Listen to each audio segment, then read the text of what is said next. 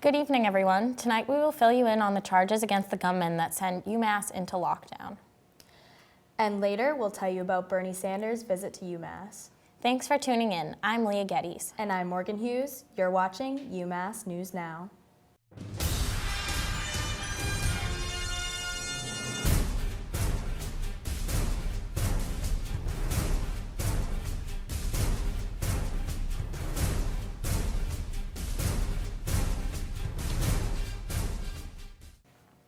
Last Thursday, UMass was put into a state of lockdown due to a reported gunman at Pierpont Hall in Southwest.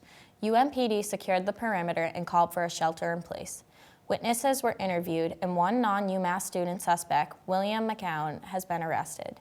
He will be facing charges of armed robbery, assault and battery with a dangerous weapon. Further updates on the investigation will be provided. Democratic presidential candidate and Vermont State Senator Bernie Sanders visited the University of Massachusetts Amherst campus Monday evening as part of his ongoing rally tour across the U.S. Sanders spoke to a crowd of about 9,000 students, staff, local residents, and some out-of-state visitors, explaining his position on hot-button issues such as student debt, racial equality, and wealth and income inequalities. Throughout his address, Sanders repeatedly brought up the need to return control of the democratic system to the people, each time to wild applause from the crowd. Support for the Sanders campaign will ultimately be tested in less than a week on Super Tuesday. Patrick Durocher was sentenced to 3 to 5 years in prison after raping a UMass student on a lawn in 2013. He will also receive 4 years of probation after prison. The victim told the court how she tried to move on with her life after, but how she will never be the same person she was before the attack. She suffered a severe eating disorder after the attack as well. A small error forced the reprinting of hundreds of thousands of ballots for the upcoming presidential primary earlier this week. Massachusetts Secretary of State William Galvin said that because the originals were digitally printed, there was a higher likelihood of smudging or moisture damage on the ballots, which would run the risk of being unreadable by older AccuVote machines used in the 50 communities around the state. At the behest of the election administration officials, the ballots were reprinted using an offset printing method, lowering the chance of problems with the AccuVote machines, and issued to their respective communities Tuesday. Because of the contract stipulations between the state and the company responsible for printing the ballots, taxpayers did not foot the bill for the reprinting process. 60 students from the 5 colleges came together Sunday afternoon to celebrate the International Mother Language Day in the Bengali history. This day is celebrated in recognition of their Bangla language. It is based on their struggle for freedom of expression in their language.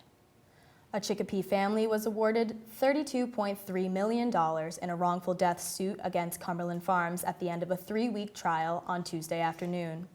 Kimmy Dubuque was killed in 2010 after an elderly motorist suffered a stroke while behind the wheel and drove his SUV at more than 70 miles per hour into the front of a Chicopee-based Cumberland Farms store. Dubuque's family sued Cumberland Farms, claiming the store should have barriers to protect against a vehicle colliding with the building. Lawyers for Cumberland Farms argued that while the incident was unfortunate, it was an accident and did not constitute negligence on the part of the business.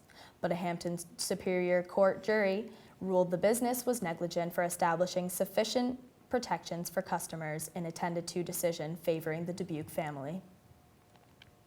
UMass cybersecurity expert Brian Levine said what Apple is being asked to do is very subtle and glad that it was brought to the court. Federal Judge Sherry Pym ordered Apple to supply specialized software to the FBI so agency can get by a self-destruct feature on the phone of Syed Farouk. Farouk and his wife killed 14 people on December 2nd. Senate Republican leaders have doubled down on assertions that they will not hold hearings or vote on any potential replacement for the late Justice Antonin Scalia until the election season is over. Senator Mitch McConnell, the Senate Majority Leader, united Republicans in a steadfast refusal to consider an Obama nominee. With Republicans on the Senate Judiciary Committee pledging to bar confirmation hearings according to the Appointments Clause of the Constitution, President Obama is empowered to appoint justices to the Supreme Court with consent from the Senate. Without that consent, the President is obliged to pursue approval within the Senate until a majority agreement is achieved. Coming up, what Pope Francis has to say about the death penalty. And still to come, new reports of the Zika virus under investigation. Stay tuned. Okay, guys, ready? In 5, 4, 3, 2, 1, we're live. Probe Voyager 1 crossed out of our solar system, being the first man-made product to do so. And find out what exciting event UMass is planning for homecoming weekend. Thank you for joining us tonight. I'm Liz Streppa. Say Kyla Daniel. That's going to be us in 20 years, Kyla. 20 Exactly. years.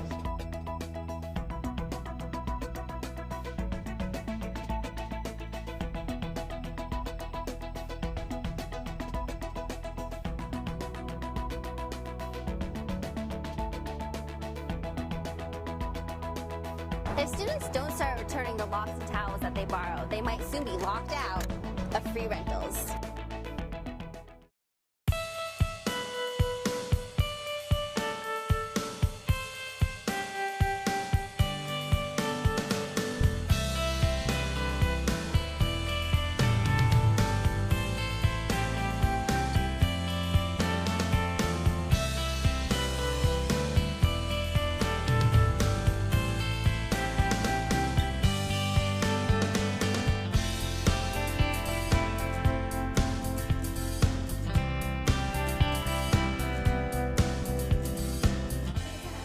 For an anchor shot, Yeah, is that good or? you want to zoom it out a little bit more.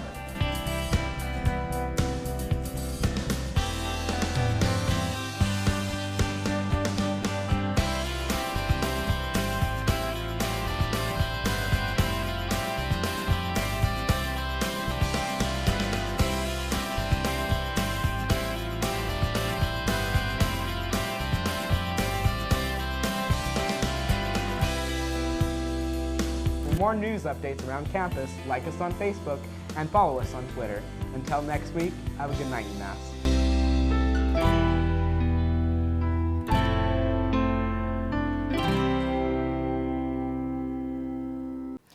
A record-breaking cyclone hit Fiji on Saturday night, leaving 17 dead. Now that Tropical Cyclone Winston has passed, a lot of cleanup damage assessment has been put in place. The Nadi International Airport has been reopened, but schools in Fiji will be closed for 1 week. The Center for Disease Control is investigating new reports of Zika virus transmission within the United States, all possibly spread through sexual contact. Sexual transmission of the virus was believed to be extremely rare, with only a few documented cases, but current CDC cases indicate a heightened likelihood. The CDC alerted healthcare providers in a report on Tuesday. Due to the winter climates within the continental U.S., health officials believe that any recent circulation of Zika virus has been due to sexual contact rather than by contraction of mosquito bite, the most common method of Zika infection. Pope Francis has proposed to stop the death penalty for a year to mark the Holy Year of Mercy. He has called to end the death penalty in past years and has voiced his support for the international conference taking place in Rome called A World Without a Death Penalty. Jason Brian Dalton, a Kalamazoo, Michigan Uber driver who shot 8 people before and after picking up passengers, was charged with 6 counts of murder on Monday, along with other firearm and assault charges. Dalton allegedly drove around Kalamazoo County for 5 hours Saturday evening, fatally shooting 6 people and wounding 2 others in a deliberate but random scattered attacks.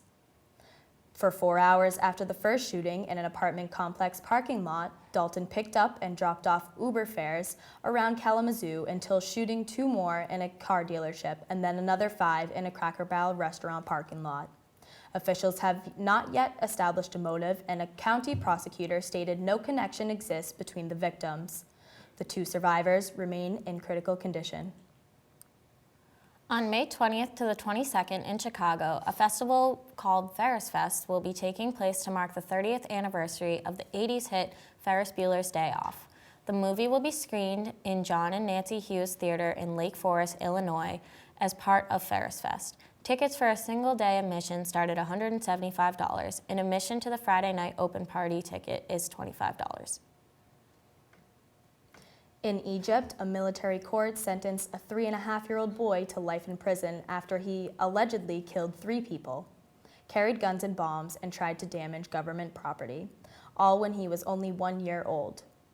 Ahmad Mansour Karani Shahara was part of a mass trial of 107 suspected members of the outlawed Muslim Brotherhood. Though he was never arrested, military officials called Shahara's conviction a case of mistaken identity and stated a 16-year-old teenager with the same name was actually the wanted suspect. But the outrage over the child's accidental sentencing highlights complaints against the Egyptian judiciary by human rights advocacy groups, who claim these and other convictions are evidence of dysfunction within the Egyptian justice system. We are now going to send it over to Eden and Aria for an all-new segment of Mass Hollywood. Stay tuned. Hey everyone, and welcome to an all-new segment of Mass Hollywood. Here we'll tell you all of the latest celebrity gossip. I'm Aria Daly. And I'm Eden Nagelski. So not all of Big Angie's Mob Wives co-stars were welcome at her memorial services on Monday. The 55-year-old reality star died Thursday after a long battle with cancer. A source said that the Mob Wives stars Brittany Fogarty and Karen Gravano were told, quote, "It's not a good idea to attend any services because of their dad's past cooperation with authorities. But the two will make special arrangements to pay their respects." I know Big Ange was one of my favorite characters on the show, so I'll definitely miss her presence. Oh, absolutely. This is a huge loss to the reality television space. I mean, she was an iconic figure on that show from the beginning, so she would definitely be missed. Kesha's long-awaited battle with producer Dr. Luke has come to an end. A Manhattan court has ruled that Kesha will not be able to record any music if it is not produced by Sony, due to a 6-album contract. This battle began after Kesha accused her producer Dr. Luke of raping her. Although Sony gave Kesha the option to work with other producers, she says that she is afraid they will not promote her music as well as they used to. Days before the trial, Kesha posted, quote, "This is not for me. This is for every woman, every human who has ever been abused, sexually, emotionally, mentally. I had to tell the truth, so the outcome will be what it will be. There's nothing left I can do. It's so scary to have zero control in your fate, but this is my path, this life, for whatever reason. #Friday. Wow, I just cannot believe that this case is still going on, and now just the life that has taken upon itself, becoming more not just about Kesha, but for all women in general and abuse. Exactly. I can't even imagine being in Kesha's position right now. 100%. I mean, thank you to Taylor Swift for donating $250,000 towards Kesha's legal fees. Absolutely. Well, in other news, Instagram might be changing that one thing you really hate about getting likes. Users are now seeing that the names of people who like their photos have disappeared, and now it's just a number next to a heart. Some are reporting that the names disappear after 3 likes instead of 10. Instagram has not yet revealed when they will roll this feature out for all users. I mean, so will this make you feel better to see a number next to a heart, or will it look worse to see the phrase 2 likes on your photo of what you ate for lunch? I know likes are very important for a lot of people, so this will be interesting to see how the public reacts to this. Oh, 100%. It's like if you don't have a certain number of likes, was that a good photo to post? We'll have to say. Lady Gaga, usually known for her eccentric sense of music and clothing, was spotted sporting the latest fashion in New York's Fashion Week. Gaga was decked out in Marc Jacobs as she wore a gray fur coat and some platform snakeskin heels to finish off the outfit. Although Fashion Week is now over, Lady Gaga sure did bring some excitement into the final day of Fashion Week that will hold us over until next year. I'm kind of loving the approach that the designers are now taking to add more celebrity-driven content into their shows. Some people don't like it. I don't mind it. Me too, especially Lady Gaga. I feel like she was the perfect celebrity to be in this. I think it's a very smart marketing strategy. But this late Saturday, lawyers for Bill Cosby's wife filed an emergency motion to postpone her deposition while she appeals a magistrate judge's order. The motion claimed that the delay for Monday's deposition should be delayed because she has had no involvement with the facts or allegations underlying this case. Camille Cosby was slated to answer questions in the defamation lawsuit brought against her husband by 7 women who say he sexually assaulted them decades ago. I think Cosby was definitely a household name, so this is insane to see all of this going on right now. Absolutely. It's been going on for a while, but I don't see an end to this in the near future. A very exciting weekend for Neo and his beautiful wife, Krista Renee, as they say I do in a venue right outside of Los Angeles. The couple is expecting a baby very soon and are eager to start their new life together. Neo states, quote, "We're looking forward to just being each other's best friend." That's adorable. It is very cute. They posted some pictures on Instagram, and she looked gorgeous in her white dress. Good for them. I Please. mean, I want to be his best friend, but maybe later. So unfortunately, that's all the time we have for you today. So be sure to tune in next week for an all-new segment of Mass Hollywood. I'm Edie Nagelski. And I'm Aria Daly. Have a great night. And that concludes tonight's newscast. Be sure to tune in next Wednesday at 7 p.m. for all the latest local headlines. I'm Morgan Hughes. And I'm Leah Gedies. Have a great night, UMass.